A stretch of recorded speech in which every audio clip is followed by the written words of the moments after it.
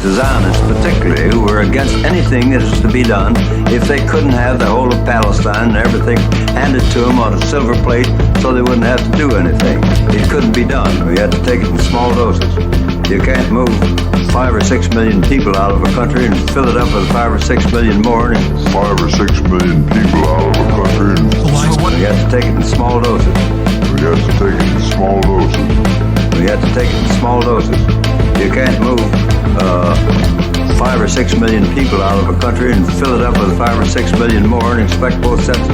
Israel's genocidal campaigns did not end in 1948. In 1956, Israel, alongside Britain and France, invades Egypt in what becomes known as the Suez Crisis. Under the cover of war, Israeli forces launched brutal operations against Palestinian villages. In the town of Kafr Qasim, Israeli border police massacre 49 Palestinian civilians, including women and children, as they return home from their fields. The massacre is a clear message. Palestinians who remain in Israel will live under the constant threat of death. Israel's genocidal campaigns did not end in 1948. In 1956, Israel, alongside Britain and France, invades Egypt.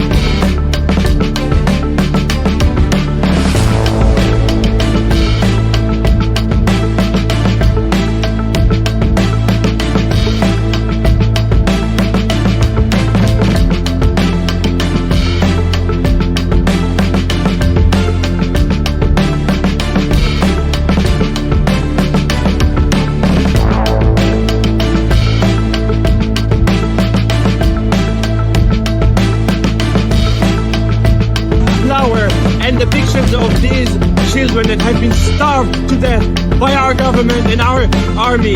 We demand to stop the starvation in Gaza. We demand to stop the annihilation of Gaza. We demand to stop the daily killing of children and innocent people in Gaza. This cannot go on.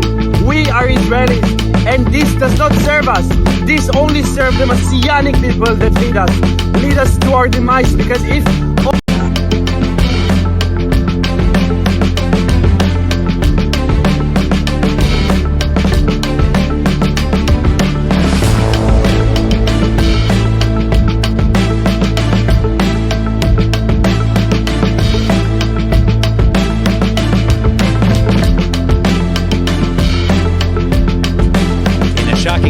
policy, now former IDF Chief of Staff Gadi Eisenkot revealed on Sunday to the British Sunday Times newspaper that Israel has indeed been supplying weapons and funding to Syrian rebel groups in the Golan Heights.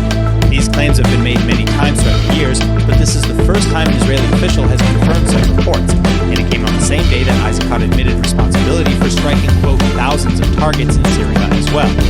Until now, Israel has only ever discussed humanitarian aid shipments and programs like Operation Good Neighbor. Earlier this week, Prime Minister and Defense Minister Benjamin Netanyahu also broke with Israel's tradition of ambiguity in Syria by adding to Eisenkot's comments. He confirmed not only that Israel carried out hundreds of attacks against Iranian and Hezbollah targets, but also that Israel struck Damascus International Airport last weekend, a break from policy that at the time was considered just a campaign ploy.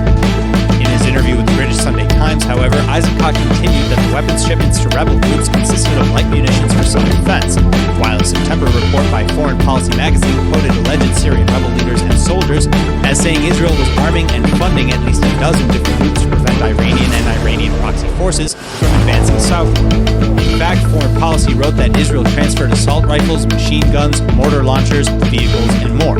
That being said, rebel groups in the region still reportedly feel abandoned by Israel, both due to the lack of Israeli intervention during Assad's recapturing of Syrian territory and due to the discontinuing of Israeli military and humanitarian aid that followed.